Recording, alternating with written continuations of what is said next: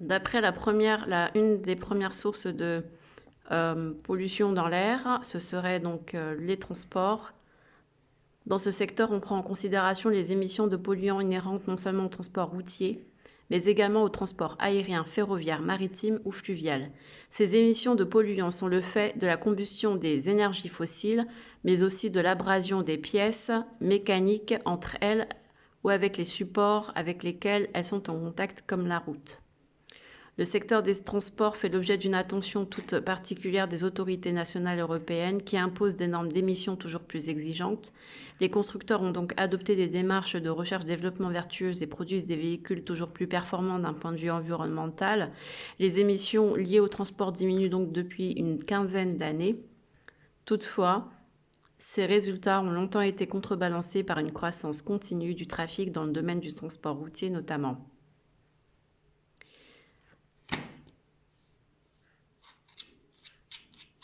Donc, du coup, si on regarde bien, la voiture, et puis là, il parle essentiellement de la voiture, si je comprends bien, est un gros problème de pollution. C'est une des premières principales. Sans parler de l'Internet et du phénomène quantique et Internet. Ça, c'est autre chose parce que on verra ça plus tard. Mais au niveau pollution de l'air, il parle de toxicité dans l'air. Donc ça, c'est mesurable à partir d'instruments scientifiques. Et donc, les particules proviendraient donc des voitures, même s'il y a eu une amélioration, comme ils disent, des voitures, des véhicules plus performants au point de vue environnemental, mais il y a de plus en plus quand même de trafic et de véhicules sur la route, donc ça change rien, même si il y a eu une amélioration du véhicule, mais ça, au contraire, il y a aussi une augmentation des populations qui accèdent au permis facilement et plus ou moins facilement et des jeunes âges et la richesse, par exemple en Europe, une famille peut avoir 3 4 véhicules parce qu'il y a le fils, il y a la fille, il y a le père, il y a la mère, donc chacun doit avoir son véhicule et ça augmente donc le nombre de véhicules déjà par famille. Euh, que vous dire? C'est la mentalité en fait, parce que avant c'était pas comme ça. Avant il y avait peut-être de la pollution, mais il y avait un seul véhicule par famille, c'était le chef de foyer et voilà. Et maintenant on est de plus en plus nombreux et dans la famille aussi de plus en plus, chaque membre de la famille a son propre véhicule, même si ce sont des véhicules performantes, mais ça, le fait qu'on ait passé de un véhicule par foyer à plus par foyer. Donc ça fait un contrebalancement de croissance continue du trafic. Et c'est en cela que je vous interpelle sur le fait que le confinement n'est-il pas lié aussi à cette surcroissance de la pollution de l'air qui devient invivable et, euh, et donc les confinements permettent d'arrêter toute croissance économique et tout trafic routier. Et pareil, comment dire, les couvre-feux à 18h, les couvre-feux à 20h, tout ça, ça permet également de limiter la circulation des voitures. Et donc, ça se tient sur le plan divin. Moi, maintenant, je parle plus du plan antichristique ou quoi que ce soit. Franchement, je m'en fous d'eux. Je m'en fous complètement de leur système. Enfin, c'est pas que je m'en fous, mais c'est bon, quoi. Je m'attarde davantage à ce qu'Allah attend de nous, en fait, à travers le plan antichristique. Parce que le plan antichristique, c'est le plan global. Il y a un plan global et le plan antichristique, ça fait partie du plan divin. Donc, faut pas segmenter les choses comme si il y avait 2 dieux ou 3 dieux ou 4 dieux. Non, il y a un seul Dieu, l'unique, Allah, et c'est lui qui programme tout.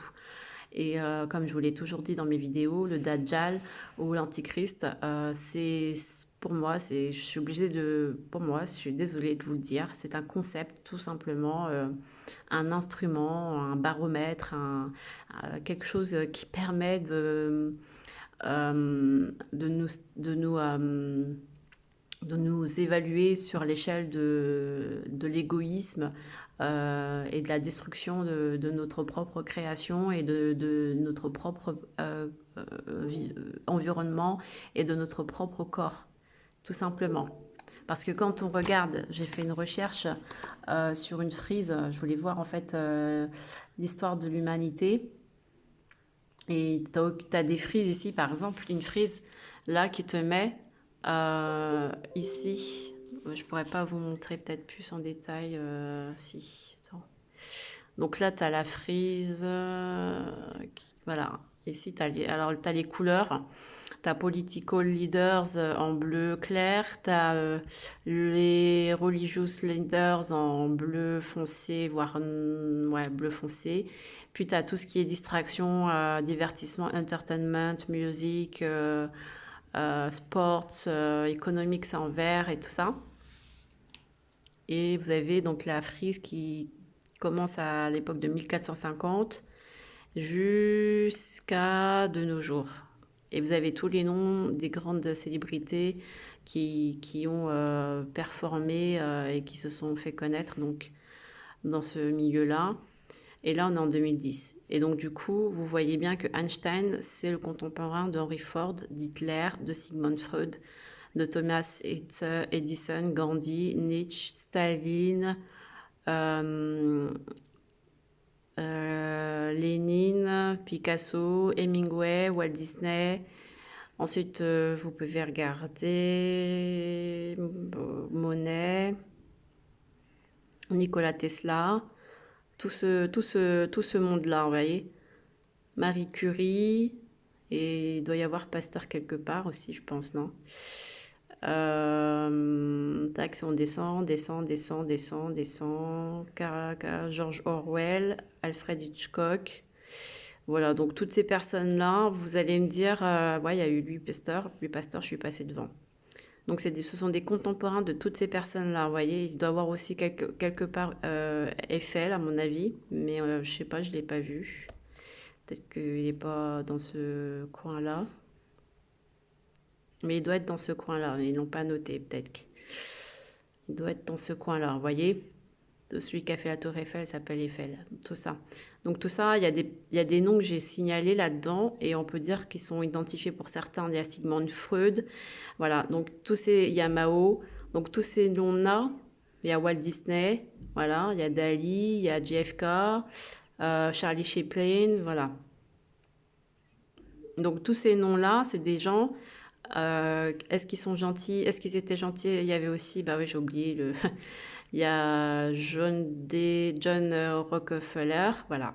On peut arrêter là. La liste est longue. Donc toutes ces personnes-là, vous voyez la liste, regardez. Toutes ces personnes-là de 1400, 1450, il y a tous ces noms-là. Ça a commencé avec Leonardo da Vinci, Michelangelo, Raphaël, Magellan, donc tout ça, Barthélemy, ça je connais pas, Charles V, Ponce de Léon. Après, on a Elisabeth, on a Shakespeare, Galilée, Hobbes, John Locke, John Smith. Alors ça, John Smith, c'est des John Smith, on dirait que c'est dans Pocahontas. Mais John Smith, je crois que c'est un économiste. Attends, c'est en bleu. En bleu, c'est quoi bleu? Bleu, c'est Pioneers and Explorers. Ah oui, c'est le John Smith de. C'est le John Smith de Pocahontas. Il a vraiment existé. Bref. Ensuite, il y a Spinoza, Hobbes, Rembrandt, Louis XIV, Isaac Newton, voilà, Jean-Jacques Rousseau par là, Voltaire. Là, il y a Adam Smith. Adam Smith, c'est lui l'économiste. Beethoven, Lavoisier, Emmanuel Kant, Vous voyez, enfin, tous ces noms-là, alors pour ceux qui ont suivi une instruction, il y a Napoléon par là, George Washington, Abraham Lincoln, Mozart, Joseph Smith. Il y a forcément des noms que vous connaissez, Karl Marx. Voilà, tu vois, il y a des Van Gogh. Il y a forcément des noms que vous connaissez dedans. Vous voyez, de 1400, ça va vite, hein, 1450, et vous regardez 2010. On est là 2010 avec l'ère Obama, Merkel, Bill Gates, Stephen Hawking, Paul McCartney, Zuckerberg, Xi Jinping, Neil Armstrong, Steve Jobs, Baghdadi, je sais pas c'est qui, Federer, Elon Musk, Larry Page. Il doit avoir aussi Mark Zuckerberg, je sais pas s'ils l'ont mis là-dedans, ils l'ont oublié. Ah si, la Zuckerberg ici, voilà. Vous voyez, David Cameron, Michael Jordan, Mandela, Tiger Woods, Messi, Beckham, Queen Elizabeth, Poutine, Angelina Jolie, Michael Jackson, Osama Ben Laden en noir. Donc c'est un homme, non, c'est même pas un homme religieux, ce leader, c'est un Dix, je sais pas ce que ça veut dire. Ça doit être un truc négatif, mais voilà quoi, ça c'est pas compliqué avec la société d'aujourd'hui.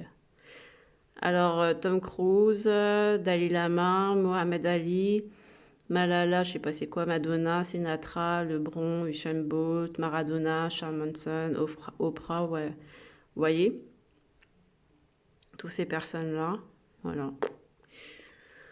Donc, est-ce que ce sont des gentils, est-ce que ce sont des méchants? Ça, c'est à vous d'en décider de vous-même. Mais Gog et Magog, ils disent qu'il y a, non, il y a 999 personnes de Gog et Magog et une personne qui n'est pas de Gog et Magog. Donc, dans toute cette liste-là, est-ce qu'il y en a est-ce qu'ils sont de Gog et Magog ou est-ce qu'ils ne sont pas de Gog et Magog? Ça, c'est à vous d'en faire la, la déduction. C'est pas à moi de le faire, c'est à vous de le faire vous-même. Et ensuite, si vous avez fait votre déduction, de vous dire qu'à l'école ou dans la vie en général, en société, on apprend, tous ces gens-là, moi je les ai appris à l'école. Spinoza, Descartes, Adam Smith, Mozart, tout ça c'est de la culture générale. Tu les vois à l'école, à la télé, comme s'ils sont vivants, tu vois, on dirait. Comme si tu les connaissais, là, tu vas boire un café, tu vas parler d'eux, à longueur de journée, tu peux faire de la philosophie et sortir un truc de philo qu'a écrit, je sais même pas là-dedans, il y a qui comme philosophe, Spinoza, voilà. Voilà, on va donner donc du crédit à tous ces gens-là. Est-ce que ce sont des gens de Gog et Magog? Je sais pas. Est-ce qu'on donne du crédit à ces gens-là? Oui, oui, oui, on donne du crédit à l'école. C'est eux qu'on met au devant de la scène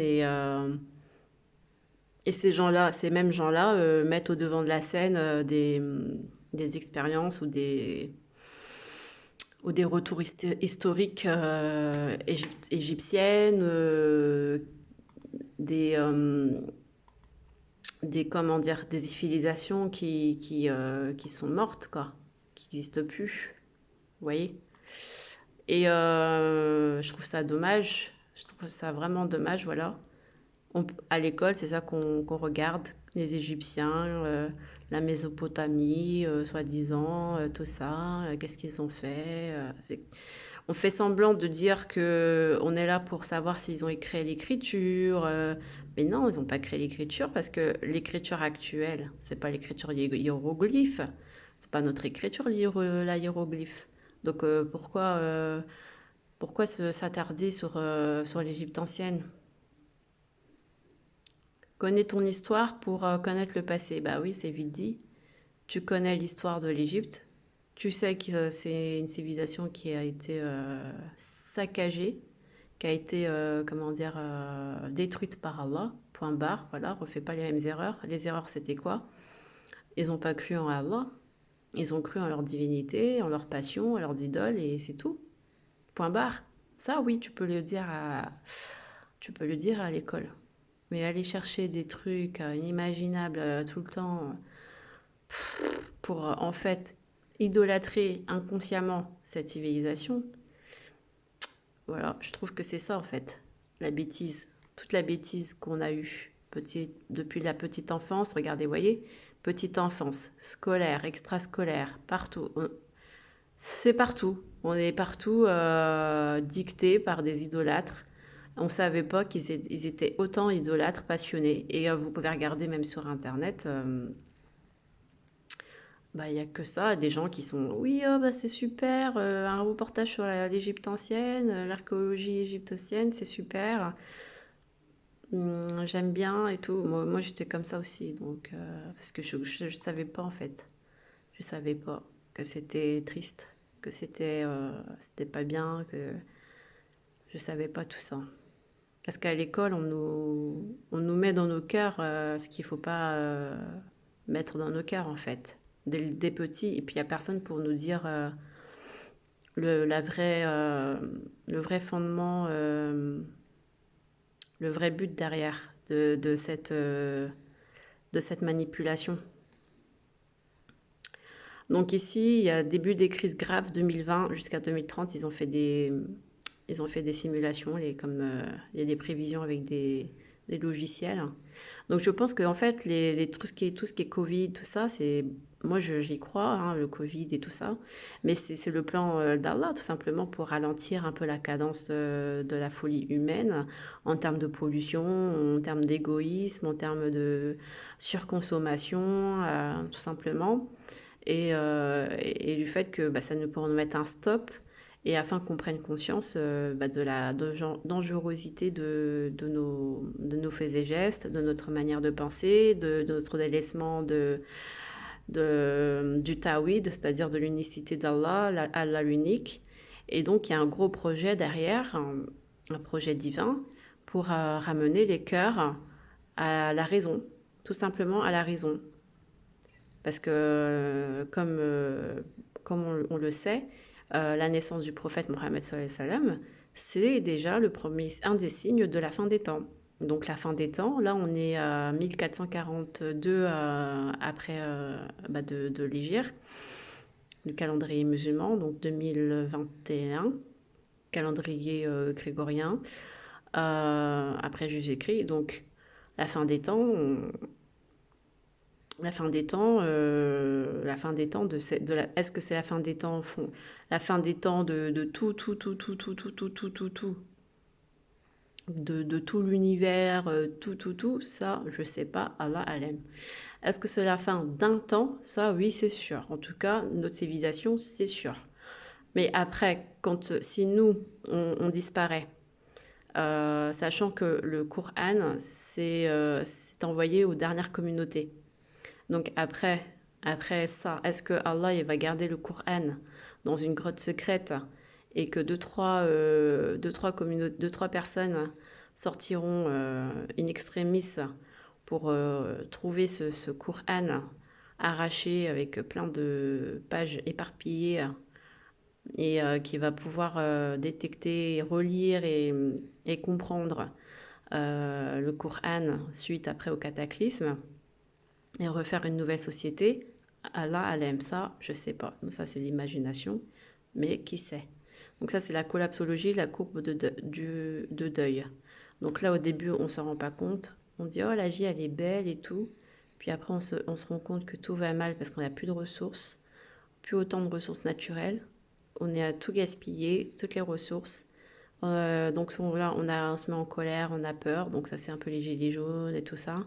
Ensuite, on se met ici à, je sais pas ce que c'est marqué quoi, marchandise, je sais pas ce que ça veut dire, dépression.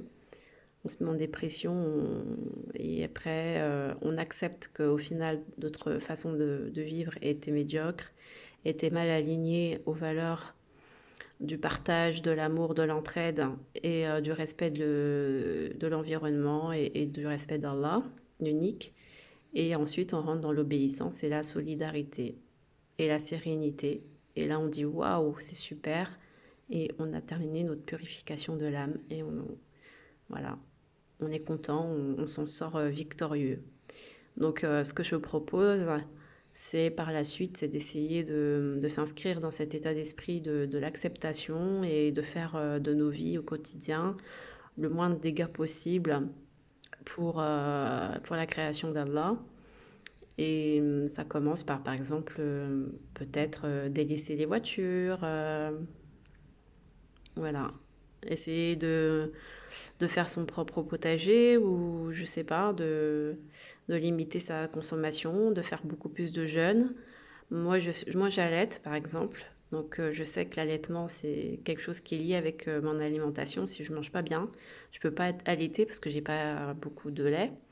Mais par la grâce et la permission d'Allah, avec les dhikrs et tout ça, ça m'aide à remonter un peu le niveau de lait pour ma petite. Mais c'est pas évident, hein, c'est pas évident, je vous l'accorde. Et du coup, le jeûne, je peux pas le faire vraiment. Mais quand j'étais pas, quand j'allaitais pas, je faisais du jeûne et c'est ce que je. Mais je pense que le jeûne, c'est aussi réservé, enfin réservé. Les hommes, vraiment pour les hommes, parce que les hommes, ils ont un très gros appétit et c'est comme ça, mais ils peuvent manger une grosse cuisse, je sais pas moi. Voilà. Et donc, s'ils peuvent limiter leurs appétits et tout en faisant des jeûnes, ben, c'est comme ça, ils contribuent déjà à une réduction des chocs climatiques et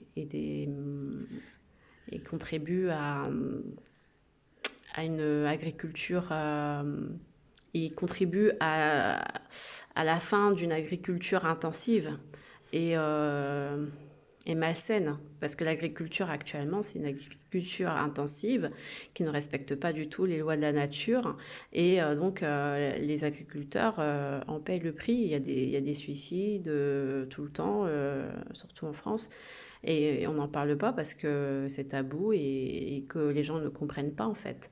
C'est pas juste une question financière ou quoi, mais c'est le plan d'Allah tout simplement. Il y a quelque chose qu'ils n'ont pas compris, ces agriculteurs-là. Ils auraient pu sonner l'alerte à l'ensemble de la population, sauf qu'ils n'ont pas sonné l'alerte. Ils ont accepté des techniques de terre, des techniques, comment dire, d'agriculture intensive sous prétexte euh, pour pouvoir alimenter et nourrir l'ensemble de la population convenablement, etc. Sauf que c'est qui nous nourrit? C'est pas les agriculteurs, c'est pas les scientifiques qui font leur, leur calcul derrière leur ordinateur et qui va imposer quoi que ce soit à quelqu'un. Mais non, c'est Allah qui nous nourrit. Donc, euh, il a déjà mis pas mal de préceptes et de concepts dans la Bible. Et j'ai déjà lu certaines parties. Hein. Et Allah nous dit bien de bien faire attention aux techniques d'agriculture, etc. Et ça n'a pas été respecté. Et, euh, et donc nous en payons tous le prix maintenant. Les corps, les corps sont complètement... ils manquent de ressources. Nous-mêmes le corps humain, on manque de ressources, on est démoralisé, on est fatigué, on perd la tête, on dit n'importe quoi, on s'agite pour rien. Enfin, on n'a plus de pouvoir, même si on fait des prières pendant 50 000 ans. Est-ce que ça aide? Est-ce que ça a un changement dans nos vies? Bah, ça dépend des personnes. Mais il y a des personnes pour qui je pense qu'ils doivent se dire, mais ça change rien, quoi, à ma vie. Mais bon, après, toutes les prières sont entendues et exaucées, peut-être. Entendues. Exaucées, je sais pas. Entendues, c'est sûr. Mais il faut comprendre que derrière, il y a un plan divin. Des conséquences directes ou indirectes d'un investissement inapproprié du capital, de richesse, énergie, d'un mauvais usage des ressources naturelles et d'un comportement humain sensoriel motivé par les valeurs matérialistes, de la cupidité et de l'impitoyabilité. Et c'est pour ça que quand on dit que oui, nos gouvernements, ils sont méchants, ouais, mais bon, Allah ne change pas l'état d'un peuple tant qu'il ne change pas ce qu'il a en lui-même. Donc le plus méchant dans tout ça, c'est pas l'État, c'est pas les gouvernants, même s'ils le sont, mais ils sont à l'image de ce que nous, les citoyens, on reflète. Voilà, donc il faut savoir. Il faut savoir vraiment qui est en tort. Et c'est nous-mêmes, nos agissements, notre façon de penser.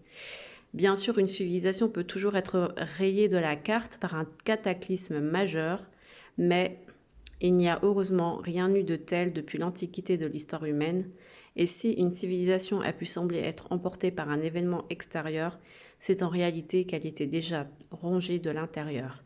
Ce n'est par exemple pas l'essor du christianisme qui a provoqué la chute de l'Empire romain, mais c'est parce que l'Empire romain était devenu une coquille vide.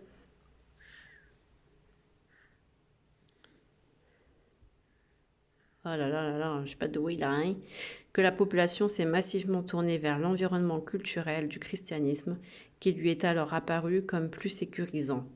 Comme nous l'avons évoqué à propos du second principe de la thermodynamique, une consommation excessive et inappropriée des ressources naturelles a pour conséquence la production d'un niveau de pollution excessif qui dégrade notre écosystème. Donc en gros, ce qu'il a dit, c'est que les gens, ils ont vu que ça commençait à dérailler le système de l'Empire romain et donc ils se sont réfugiés dans le christianisme qui était beaucoup plus sécurisant avec des valeurs morales et tout et tout. Parce que voilà, ils ont vu que ça commençait à dérailler, mais ça n'a pas empêché que bah, le système de l'Empire romain s'est effondré. Voilà. Donc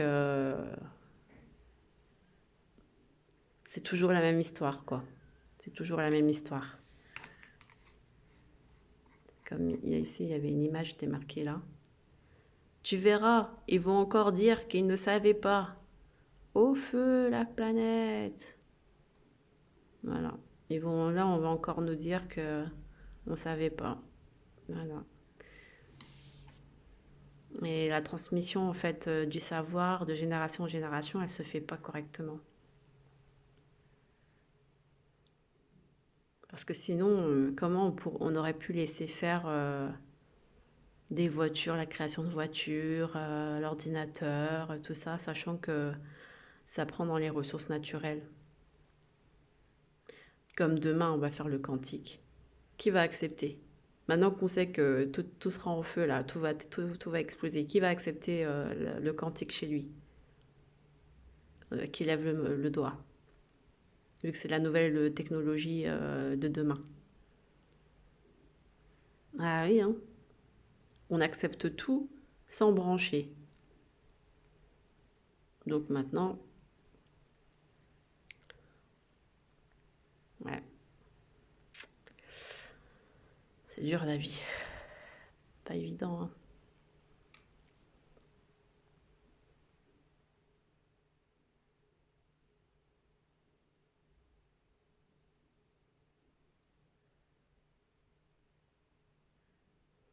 Donc moi, en fait, je cherchais à la base une frise qui faisait un peu trop naïve peut-être, une frise qui montrait donc la descente de Adam et Ève sur Terre jusqu'à de nos jours. Sauf que j'ai toujours pas trouvé sur Internet cette frise, donc je suis tombée sur des frises à moitié Google. Google, hein, Google, pas Google. À moitié dingo, quoi. Des frises bizarres. Paul De Vos. De Vos, c'est quoi De Vos? Une société ne meurt jamais de cause naturelle, mais presque toujours par suicide. Bah, par suicide, oui, parce qu'en fait, elle s'autorise pas à accepter le divin d'emblée.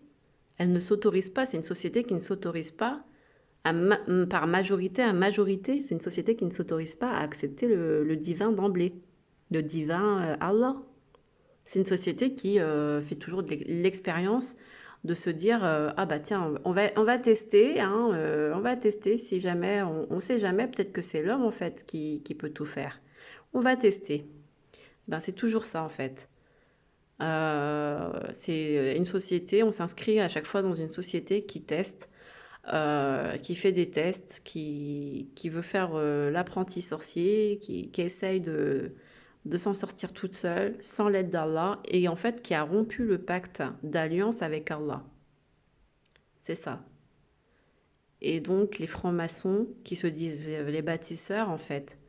Et j'ai retrouvé en fait un verset Je ne sais pas si je l'ai conservé. Ah non, mon fils, il me l'a enlevé. Donc le verset, c'était sourate 38, Swad, verset 37. Et c'était marqué les bâtisseurs, les diables, les bâtisseurs et les plongeurs.